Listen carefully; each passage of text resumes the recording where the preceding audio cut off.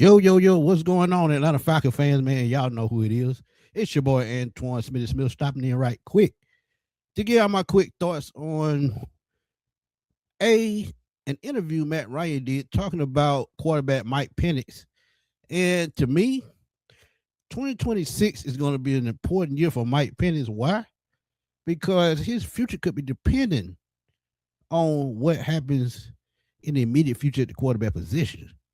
But Matt Ryan, being a former quarterback himself, he understands what it's like to prepare for a season. So coming back from an injury is going to be extra tough. And coming back from an ACL is not easy anyway, especially when you had two of them already. But y'all know I'm going to put y'all up on game right quick. Let's go to the quick interview and see where we at. And then I give y'all my quick thoughts on it.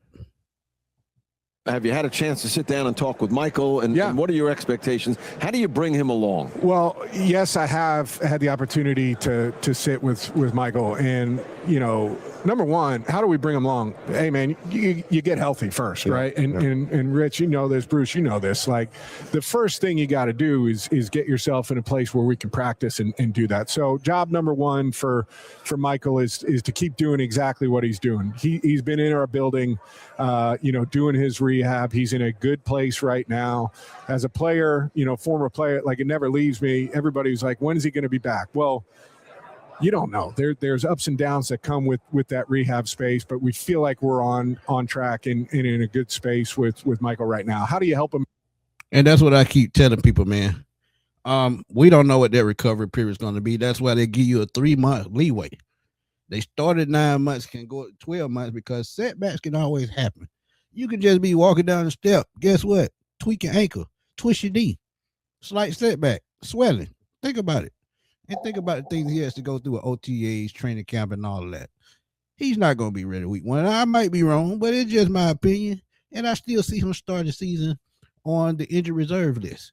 4 weeks to start the season. And that's nothing bad, because if he's preparing like he's supposed to and he's walking upright and doing what he needs to do, and he comes back week 5 and takes over, guess what? I'm not mad at all, because I know that he still had work at some point during the offseason.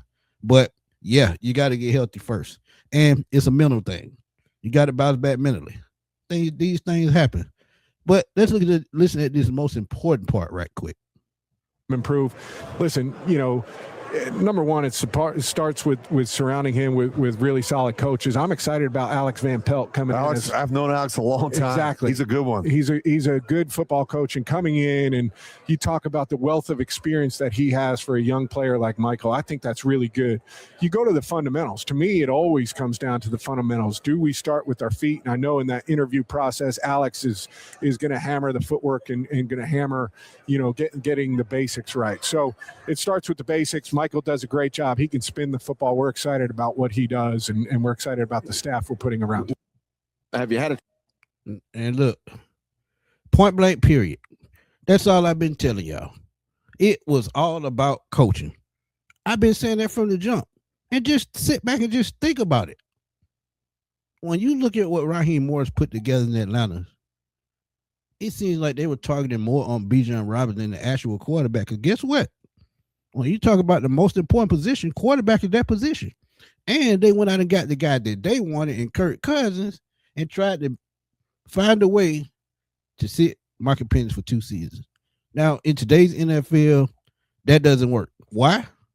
Because they've got to, let's be honest, they've got to throw them guys right in, let them get experience. This is how the NFL works these days. This is not the 1990s where the young guys sit for a year or two. You remember Aaron Rodgers in the 2000s, Steve Young with the 49ers. That don't work in today's NFL. In today's NFL, they have to get their feet wet early if they're going to take over a team. And the best thing you can do is put the best coaching around him. Finish off my Raheem Morris point. When you look and think about what he put together on the offensive side of the ball was utter trash. First-time coordinator with a first-year quarterback. And as I told y'all, Kirk Cousins was his offensive coordinator with his guiding eyes on the football field, and it showed when Kirk Cousins actually was in the game playing. When Michael Penix was in the game, it's just totally different. It's like he didn't understand, what they call, when they call. Situation, play caller was trash. But as a veteran, as a Kirk Cousins, he knows how to read defenses. He knows how to audible out of this and that. He knows what the defense is planning. He can go back and, talk to Zach Robinson. Mike Penix probably can do that to an extent, but not like a 14-year veteran. I'm just telling y'all, it's just facts. So when you look at Alex Van Pelt, he's nail home footwork. We knew footwork was bad. Footwork is part of the reason why, as they say, he wasn't playing under center. Come on now. Footwork is something you should work on at practice, week in, week out, day in, day out, and film room. I'm telling y'all, with these coaches that they put around him, he's going to be put to the test. He's going to have to pass that test. And not only footwork, film room, learning how to read schemes and coverages, just learning how to audible, hot routes, all of that stuff. This is why Alex Van Pelt was brought in. Remember Drake May, his rookie year? Alex Van Pelt was his offensive coordinator. And Alex Van Pelt has been around a lot of young quarterbacks, so he knows how to develop. And I tell y'all, development not only comes from one coach, it comes from the entire coaching staff as a unit. So when you talk about what they've added in former New York Jets offensive coordinator Alex Van Pelt, Eastran, Alex Van Pelt, and Tommy Rees, who was also a college offensive coordinator, NFL tight ends coach turned into an offensive coordinator. But think about it too.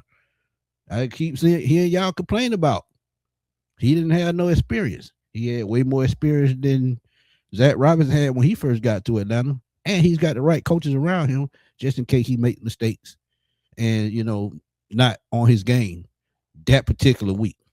So I'm just saying, Matt Ryan gave y'all an explanation as to what's most important for Michael Penix and how he can succeed with the Falcons. And I agree with him 200%. But what do y'all think, man? Drop those comments in the comment box. Let me know what y'all think. This your boy Antoine Smith signing off. I will holler at y'all soon, man. Peace.